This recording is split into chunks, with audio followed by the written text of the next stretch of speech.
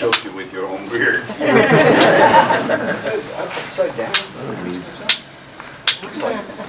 Well, thanks, guys. Well, let's kick this off. So earlier this year, there was a bit of a trick played on us with the whole 10th anniversary screening, and then being the new screening of Victor Crowley. Do you want to give a little insight into why they decided to do it as a secret screening? Well, I mean, we shot the movie over a year before it came out. And it was a secret that everyone kept.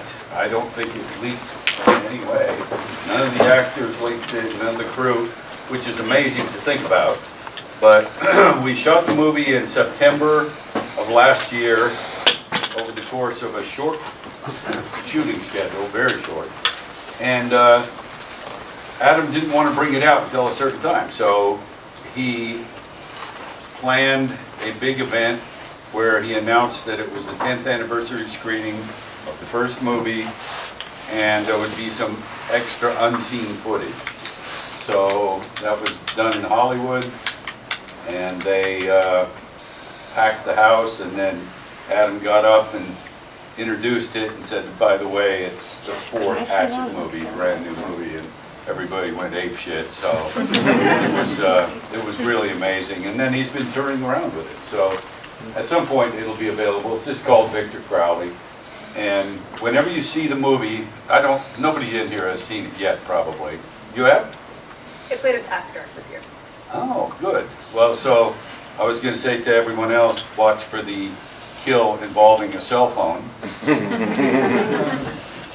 You'll know what I mean when you see it. It's pretty creative and much more difficult to do than it appears. And, fair enough, yeah.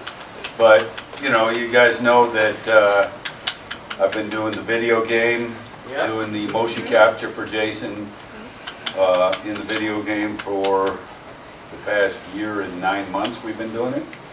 Still doing more, even though the game is out, we're still doing more to add more content and stuff to the game.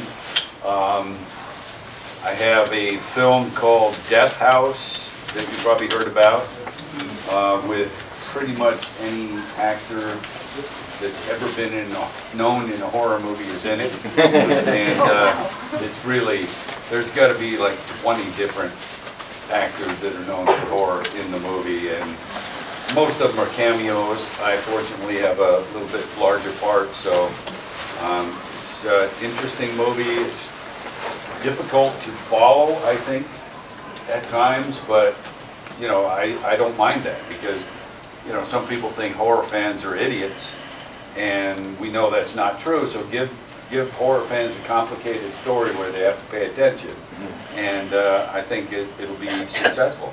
And just like the video game, it's very difficult to master it. And again, you know, I think it's more challenging that way. I still haven't killed Jason in the game, but I know. But everybody's like, "Oh, I can't wait to play as Jason." I'm like, "Fuck that!"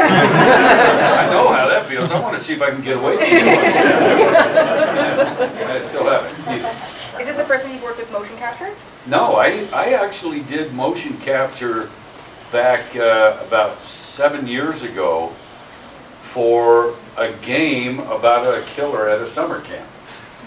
And, you know, it was something that they were trying to, you know, do like the Friday the 13th thing, but it just got shelved. We did mocap for it, and I did a lot of kills, and then it just never came out. So when they approached me on this, at the beginning, they said, look, we're doing a game, and we have some ideas what we want it to be, but right now it's called summer camp, and there's a killer, masked killer, killing everyone. So they said, do you want to do the motion capture? And I said, well, I've done it before, so yeah. They got Tom Savini involved. They got Harry Manfredini, who did all the music for the Friday movies. And with that team, they approached Sean Cunningham and said, look who we have together. Let's make this Friday the 13th. And he agreed. So that's how it became Friday the 13th. I think they always had it planned that way, but I think they approached it correctly to, you know, because how many times has Sean probably been approached about doing a game but he's like looking at this group saying, wow, these guys got their shit together. They have the right people, and so let's do it. And sure enough, it happened. So, but we started the motion capture January of 2016. And I did my most recent session this past September. Oh, very cool. So yeah, that's, you know, a long time, off and on, of course, but that's a long period of time. But I think the game is worth it, and there's so many what they call Easter eggs in the game. Somebody, I just went on a cruise with Adam Green. He and I went on a cruise with the Impractical Jokers. I don't know if you have that show, Yeah. but they're a huge hit in the States. So they filled a cruise ship with their fans, and they invited myself and Adam because Q is in the new Victor Crowley movie and doesn't fare too well. And so we went on the cruise, and I forget what I was leading up to now. What? Why did I bring the... You're awesome and caught a boatload of people on the way to Manhattan. Well, yes, but I forgot where my train of thought was now. I was bringing it up about the cruise. Huh. Just that Q was in... I don't know, I'll think about it in a minute, but the game, the Death House, then I've also got a movie coming out soon. I'm going to Florida next month, or no, the end of this month, for the premiere of a film called An Accidental Zombie Named Ted. It's a comedy, good thing with that title, and I'm fucking hilarious. I hope. I don't know for sure, but I had a great time doing it because it was, my character is a guy named Frank Lee, so everybody says Frank Lee. You know, and I run a factory that makes useful products out of discarded human skin. And I'm very proud of my work. I mean, I make pocketbooks and wallets and eyeglass cases out of skin that we salvage from, you know, morgues and salons and stuff like that. So it's a fucking weird story. I was about to puke back there. But there's some beautiful lingerie made out of human skin. Oh, it's beautiful. But I think the movie is really funny that the guy that plays Ted, I forget his name, but he's not well known yet, but he's amazing as this character. And I think it's going to be a really good movie. It's going to be fun, and hopefully show people a different side, you know, of me, because, you know, I'm usually not very friendly. And it's fun to do a character like that. Just like years ago, I did a movie called Monster with Charlize Theron. She won an Oscar for the portrayal. Yes. What is your Oscar? Yep. You deserve it. And I was a stunt coordinator on the movie. And towards the end, the director came to me, who, by the way, just directed Wonder Woman. Little Patty Jenkins, yep. Yeah, wow. She went on to big things, highest paid female director in history, I heard. Yep. So, well deserved. But she came to me and said, you know, I think I'm going to have you play a character in this movie, in Monster. And I said, oh, okay, great. I figured it was going to be some fucking lowlife at the shit motel that she goes, I want you to play a cop. I said, wow. Okay, that's different. She goes, yeah, it's the scene in the biker bar where you're undercover. Oh, well, I'm a cop, but I still look like the same character I always play. But it was fun because I played a cop that arrests her at the end of the movie, and there's a story that just came to mind that she was very method in playing Charlize, very method in playing Eileen Wuornos. And not annoyingly so, just kind of in an interesting way to see how she would get to certain states of mind and stuff. And you know, I've been called method for my portrayals as Jason and Victor, but she would, you know, be very serious about stuff and not want to talk to people too much. So Patty says, well, I want you to handcuff Charlize behind her back and put her in the back of the squad car. And I said, okay. And I went to Charlize and told her what we're going to do. And she goes, good, just throw me in there. I said, well, I just want to tell you something. No, please, just throw me head first in the back of the car, please. No more talking. And I'm like, okay. I tried to tell you something, just so you know, I tried to tell you. Those of us that, hey, maybe have been in the back of a squad car in recent years realize that it's not a cushioned seat very often. It's a hard plastic shell so that any liquids that might be discharged in the back wipe up easily, like blood and stuff. So I was just trying to tell her that it's not a soft padded seat. And she's handcuffed like this, and I'm putting her in head first, throwing her in. So I do the scene, and you know, they cut, and I help her out, and she goes, oh, I see what you were trying to tell me. Well, I tried. I tried to let you know, but you know, I admire working with actors like that take everything seriously, and especially if it's not too an annoying point. You know, I've had some other actors that were kind of assholes about stuff, and I don't like to mention names, you know, per se, Steven Segal, because I don't you know, say that kind of thing. But over my career, I've been doing films for, Jesus, in January it'll be 41 years. Wow.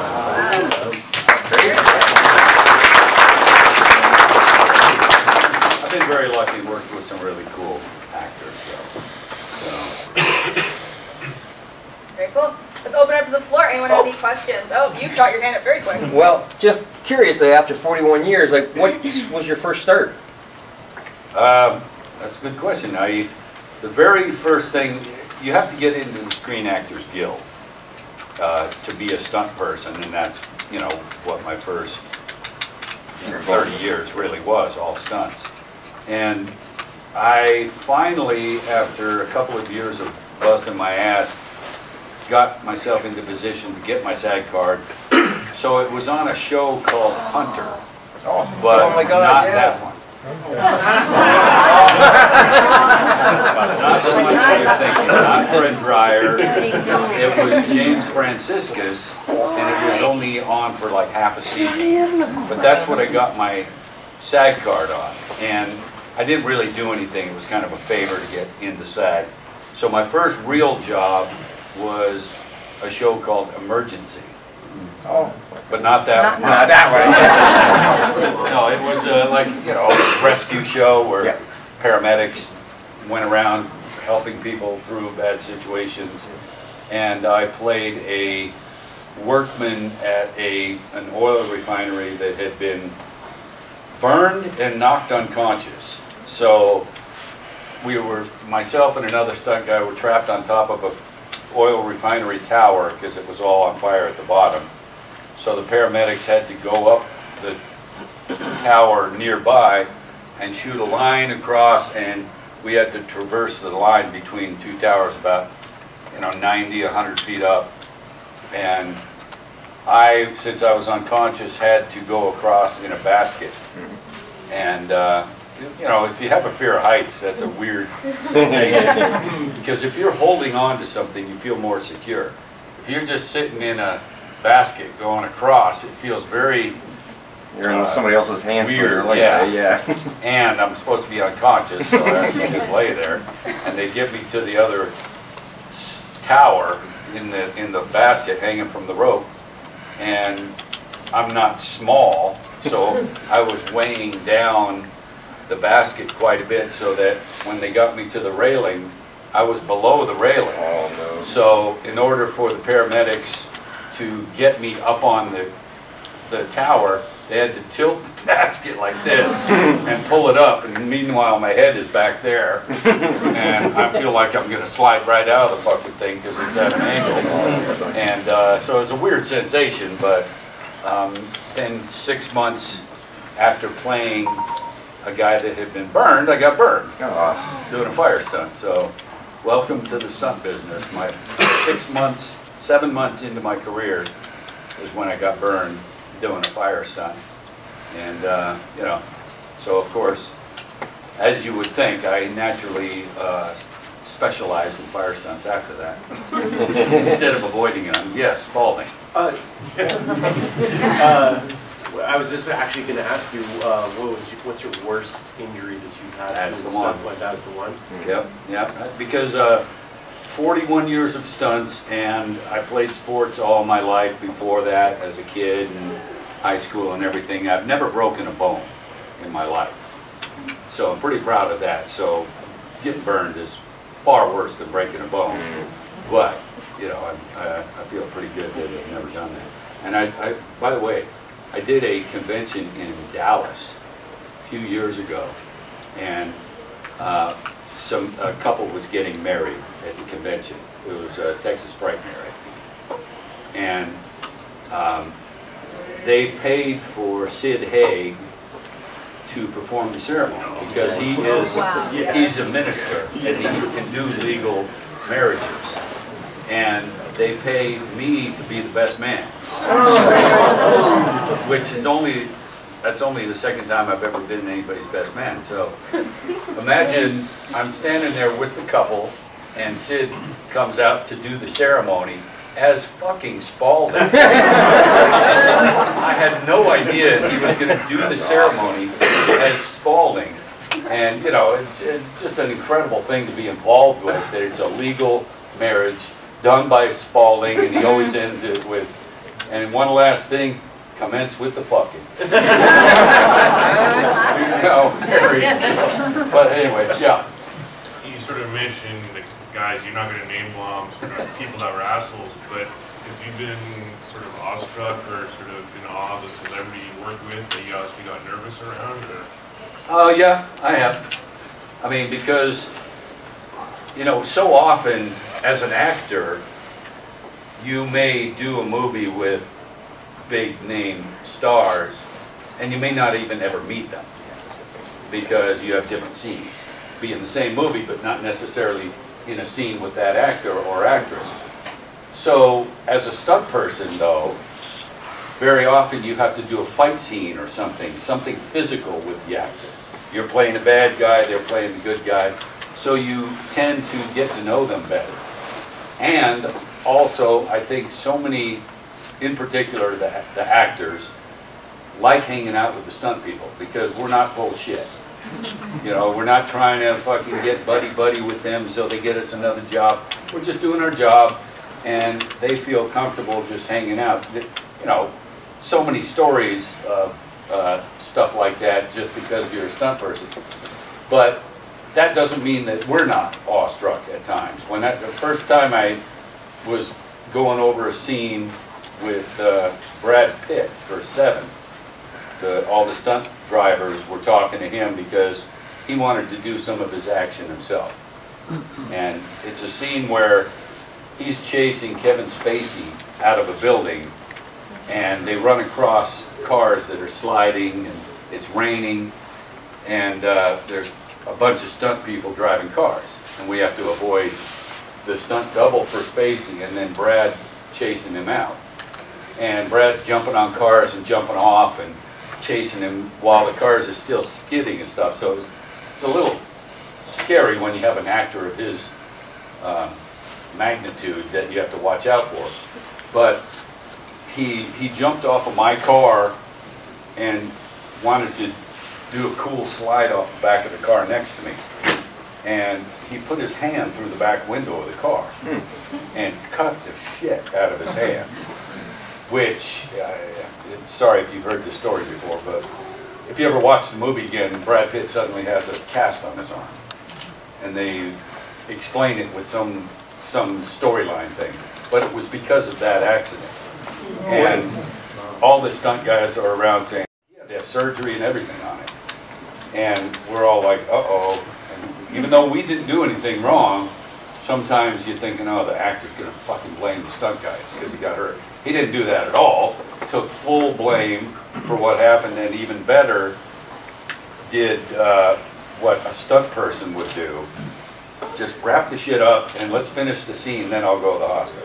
Wow. And that's pretty unusual for somebody like him. And we're all like, wow, that's our kind of guy. So we were big fans of his on that movie because of that day. But, you know, there's things like, another fun story, I don't know if you want to hear it, but I did Enemy of the State with Will Smith and Gene Hackman. And I was more in awe of meeting Gene, actually, because I had been watching him so long. And one of the first days on the set, Gene came over to us, just a few of us stunt guys sitting around. He says, hey, I understand you have a certain videotape in your possession. And we're like, yeah. He goes, yeah, it's Pamela Anderson. Fucking Gene Hackman borrowed our porn. And then the one day we were leaving the hotel, and Will was outside waiting for his driver, and his driver wasn't around. And he says, can I jump in the car with you guys? There was three of us that always took the same car to the set. So he jumped in the car, and the radio was on. We all get in, we're like, oh shit, you know, this is Will Smith in our car, it's kind of cool. We haven't worked with him all that much yet. And the radio was on, and a song, Getting Jiggy With It, came on, and we're like, uh-oh. He goes, you like this song? And we're all, yes? It's a piece of shit, turn it in. Just joking, but you know, it was just a pleasure working with both those guys, but anyway. All right, here in the green sweater. I was wondering, I heard somewhere that during your filming of Jason Takes Manhattan, your fight with Julius, you were apparently taking all those punches. Is that true? I was taking all the body punches, yes. The fight with Julius on the rooftop before I punched his head off. The actor wasn't good enough at throwing a fake punch to the body to make it look good. So I said, just keep hitting me. And I was kind of sorry after multiple takes of it. It looks much better when, you know, the shots to the face, of course, he's not hitting me, but all the body shots, he's punching me full on with what an actor can do with a punch. So. Of course, yeah. Right here in the front. How about what's up with that new show, your new show, 88 Zombies? That still has yet to be I hear about it. produced. Yeah. We haven't done anything with it. Hopefully it'll happen, but nothing yet. Back corner there, Jason. So not to get down on things, but as a Put it stunt back down, actor, that's fucking gross. No, come on, go ahead. I'm kidding you. as a stunt actor starting off, recently with like Deadpool 2 and Walking Dead, stunt actors have obviously deceased. How do you feel about your legacy looking back on it? Do you feel lucky in the way you've transitioned with your career? Between stunts and acting? Yeah. Absolutely. I mean, you know, it's two totally different fields of work, and it doesn't happen very often that someone can go from stunts to acting because it's totally different training. And I feel very fortunate that I have, you know, my first roles, acting roles, were very physical ones, so it made sense to cast somebody like me. But now I've been doing so many different types of things that people have given me a chance to try other things. Like, you know, the first time I was had to be crying on film. I loved that challenge because that's not easy to do. You know, a lot of people think, I think I could cry on film, and it's like, well, maybe, but could you do it 12 times in a row? Because sometimes you have to have different coverage, different angles. You have to bring that same emotion every take. So that's when it gets difficult. So, but you don't notice that when you watch a movie. You see somebody just crying for the first time, but So I feel very lucky, and really doesn't happen much at all. Is there a stunt that you like look back on and you're like, fuck yeah, that was cool? Oh, quite a few, yeah. I was just watching TV, where was it, in New Orleans, before I went on that cruise that I can't remember why I was bringing up. You just wanted to brag about going on a cruise. No, I really didn't, but I was watching TV and an old movie I did called A Low Down Dirty Shame with Keenan Ivory Wayans. And I did something in that movie that doesn't look like much when you watch it, but oh my God, it was the most sore I've ever been. You get used to being sore as a stunt person the next day after a tough day of work on the set. But I've never had something where I felt, the next day it felt like my organs in my body were sore. Because what I had to do is, it was in a mall, a shopping mall, and I'm playing a security guard, and I do a little struggle with Keenan, and then he takes me and body slams me straight on my back onto the marble floor. And my uniform, they once again didn't give me a big enough shirt so that I couldn't put a pad under me because it showed through. And sometimes that happens, you like, the wardrobe dictates you can't wear the pads. So I had to do that body slam thing, and I had to kick my feet up, way up in the air, and then just let him slam me down straight onto my back, with my legs straight up like that. And I think we did it 12 times, and I just watched it. I just, in watching, I said, oh man. A little PTSD with that. Oh, it was brutal, but it doesn't look like that much in the movie, but you can see that I went down pretty hard. Right there. Yes, were you supposed to be Jason and Jason versus Freddy? What happened? Yes, I was. I thought I was. I mean, I was called by New Line Cinema to have a lunch meeting with an executive. At the meeting, she gave me the script for Freddy versus Jason and said, we're finally doing this. So to me, that sounded like I was doing it. And then they hired the director and everything changed. I was never given a reason why. Are you still pissed about it? Huh? Are you still pissed? Yeah, I mean, I guess it'll always be a sore spot because I put a lot of work into that character for 4 films over 15 years, and then you just arbitrarily replace me and not even give me the decency to tell me why, whether I agree with it or not. Seems like they should have told me their reason.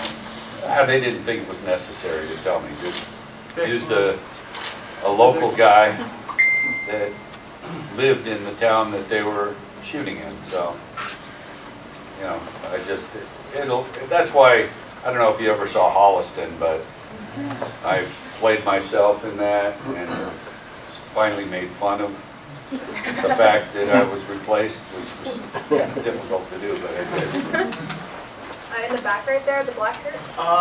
Let's say hypothetically you were chosen as Jason, like for the role in Part 2 back in 1991. What would your take on Jason be? Would you remain more of the human aspects, like Part 2 Jason, for example, has, or would you be more like how you normally take Jason, more of an... No, I would have been more human back then. How would you be more human? Like, describe, like, what would you change this one? No, I think Steve Dash did a good job in the role. I just always felt that by the time I played the character, he was more of a zombie, for lack of a better term. So that I didn't want him to appear human. But back when he was basically human, I would have done something very similar to that. Like no superhuman strength or anything like that? Like more like legit, like Part 2 like stuff? I think so, yeah. Even 3 and even 4. I could see him getting a little, you know, maybe stronger in Part 4 because he was getting bigger too. But just like with the Hatchet movies, the very first one, yes, I made Victor kind of twitchy and like he wasn't used to doing this violent shit. And I don't know, over the course of the movies, I purposely had the character get more used to the violent stuff, so that it wasn't, at the beginning, he was all twitchy. By the third one, he was just like, I got you're you. dead, you know? I get And that just was my take on the character. I didn't want him to appear to be too comfortable killing people. Almost like he was killing them because he was afraid they were going to do something to him, and he just wanted to get them out of the way. So basically like the opposite of Michael Myers in a way. Yeah, I'd say so. I always loved that character too, but always wanted to play that one. With the glasses there? You've obviously played the most, if not one of the most iconic slasher killers in history. Have you ever watched a movie or a franchise that you weren't in and thought, shit, I wish I'd have got that role? I mean, back in 1989, I was contacted to play Michael Myers in Halloween 5, I guess we determined it was. And I was actually in Vancouver shooting Jason Takes Manhattan. So I had to turn it down, of course. I don't know if, you know, it would have happened anyway, but they contacted me about that. And I wish I had been able to do it, because, you know, the fact that I've done a shot as Freddy and did scenes as Leatherface and then the Jason stuff, that would have been kind of a cool thing to round out everything. But icing on the cake. Because you've heard the story before, maybe, that I did a movie called Hills Have Eyes 2. Mm-hmm. The original Hills Have Eyes 2, way back. And Wes Craven, I had a meeting with him because he was developing a new character for a horror film. And he goes, the guy's going to have burn scars, and I'm thinking of having an actor who has real burn scars to play the character. And I thought, oh, I wouldn't mind that. And he goes, yeah, characters, I think I'm going to name him Fred Krueger. And so obviously I didn't do it, Robert Englund did, and made an amazing choice with him playing the character. But I did talk to Wes about that too.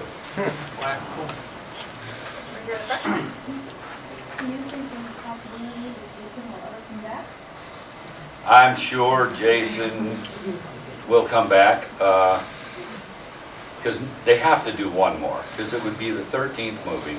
Makes sense, yeah. Roundup series. It would be, if we did it next year, I'm saying we, I would love to do it. Because it would be my 30th anniversary of the first time of playing the character.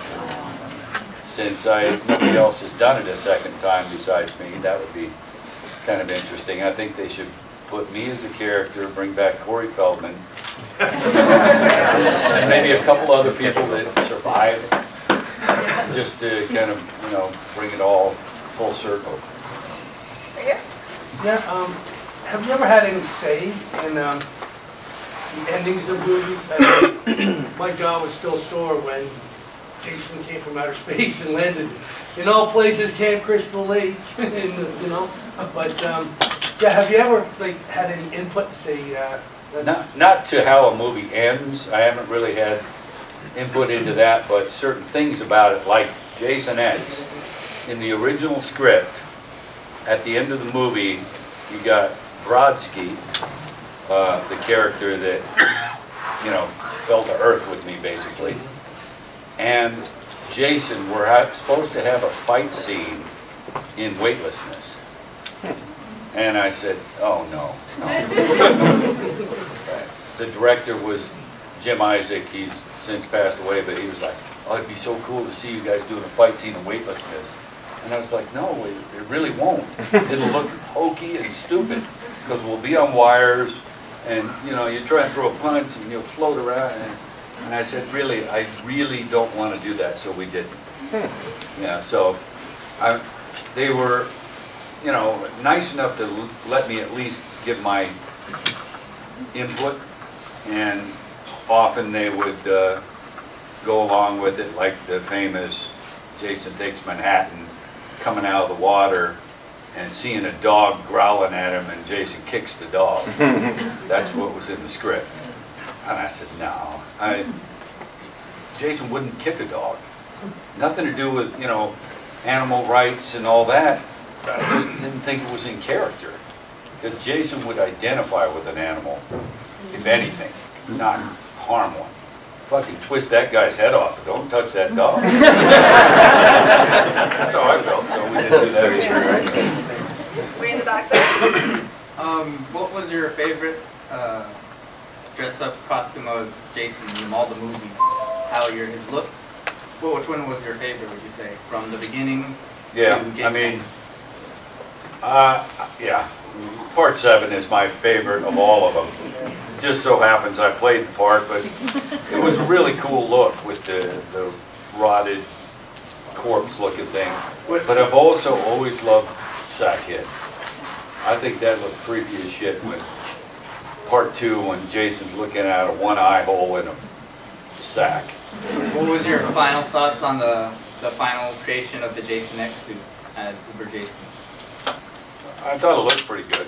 Yeah. The Uber Jason was an interesting, powerful-looking character, and out of all the costumes, makeups that I've ever worn, that was the one where people couldn't look at me.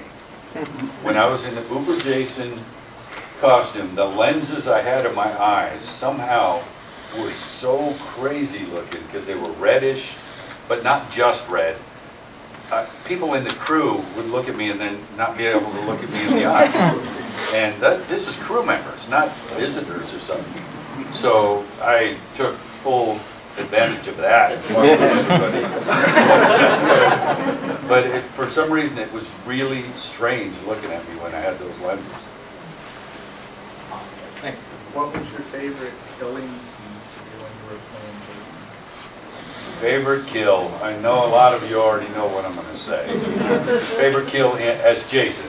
Used to be my favorite kill of all time, but the Victor Crowley in the first Hatchet doing this to a man's head is my top. But my favorite Jason kill is sleeping bag. Yes. Because that is a great kill in the movie. Brought the audience to their feet when I went to the opening night. Because that opened on Friday the 13th of May, 1988. And it was at the Chinese Theater in Hollywood, in the big theater. And I sat in the back just as a spectator and watched fucking people go nuts when I did that. Screaming and standing up and high-fiving. And I was like, wow, this is fun. Because it's not a weapon. Anybody can kill with a weapon. But kill somebody with something that's not a weapon, that's pretty good. Your first Jason movie, did you actually have the thing in the water as a stunt? Did you hold your breath in the lake before they let you up? The beginning of Part 7, I was underwater for 2 days. And it was the last 2 days of shooting the film.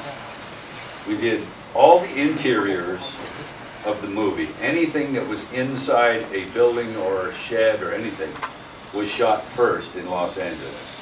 Then the whole crew went to Alabama, shot all the exteriors for the film over the next month. That first month was interiors, next month was exteriors.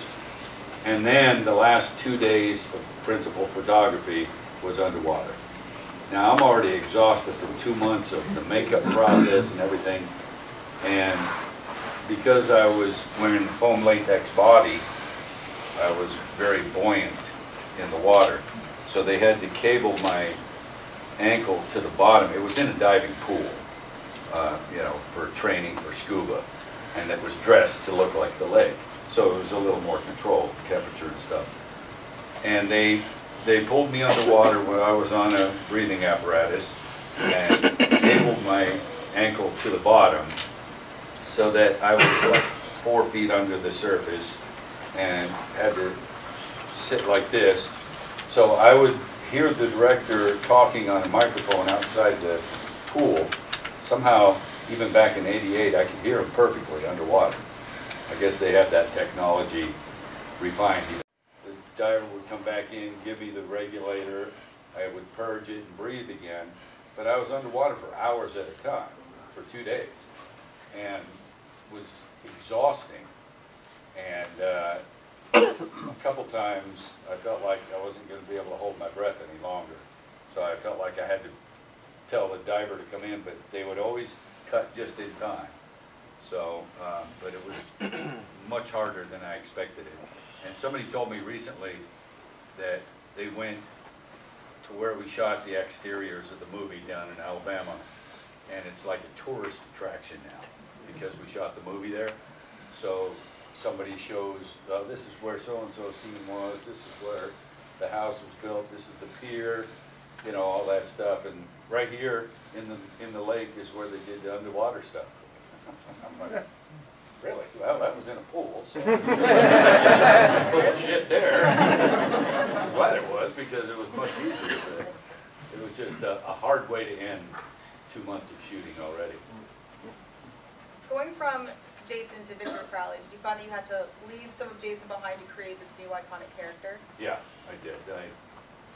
I didn't want it to be too similar to Jason, so out of habit, a couple times as Victor, I'd kind of do the breathing thing and say, no, wait, that's Jason. So Victor doesn't do that. So I tried to make it different. Still, it's hard to be scary when you don't have your voice or your face. I guess I had my voice a little bit as Victor, even though they never used anything that I was saying in the film, other than whenever you hear Victor, you know, in the distance you hear, Daddy. That's actually a mix of my voice and my older son's voice when he was young. He was in, both my sons are in the first movie too, when I'm playing Thomas Crowley, and I drive up in the pickup truck with young Victor in the truck, and some kids jump on the side of the truck and try and get a look at Victor and try to harass him. That was my sons. That's a nice family affair. Yeah. My son was also in, my youngest son, did you ever see a movie called Ed Gein that I did? My youngest son has a little acting part in that one. He has a scene with Priscilla Barnes out in the street. He's asking where Johnny is, I think, because he's supposed to go catch frogs with him. Anyway, that's my youngest son, when he was probably, what was he, 5, 6, something like that, 7 maybe. He's now a junior at Vanderbilt University. So that's how long ago that was. Right over there? Yeah, that sleeping bag scene, was there originally like 10 hits? Because I remember when I was a kid, it seemed like a lot more, and when you watch it now, maybe a different cut. But it seems like there's only like 1 hit now. I remember that, maybe I'm just making it up. In my head. You're right. When I did the sleeping bag originally, I hit it against a tree about 6 times, right, yeah. Over and over. And it was frustrating because it was a 90-pound dummy in the fucking thing. I'm wearing latex hands, so I can't grip anything really good. It's a nylon sleeping bag that I couldn't get a good hold of, and as I'm trying to swing it with power and not look off balance or anything, I kept kind of getting off balance, and I'd hit the next one harder and harder. I was fucking screaming and getting so frustrated that it almost looked like too much. So they said, 1 hit's good. And then you know that movie was completely cut. Yeah, I heard a lot about it. Just to get an R rating, they had to cut every single kill down to almost nothing, which really was unfortunate for all the people that put so much hard work into the makeup effects. And it was just nothing left. Some of that stuff, when I took that black dude's head and crushed it down, the prosthetic head got about this small. It looked so disgusting. Eyeball went shooting out.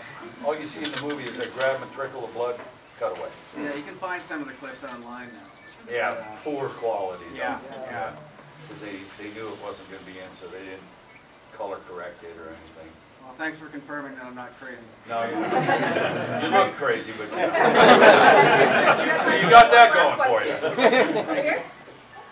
Like I told you earlier, your book is amazing, and you quoted in there a few times, like you had so many stories that would fill chapters.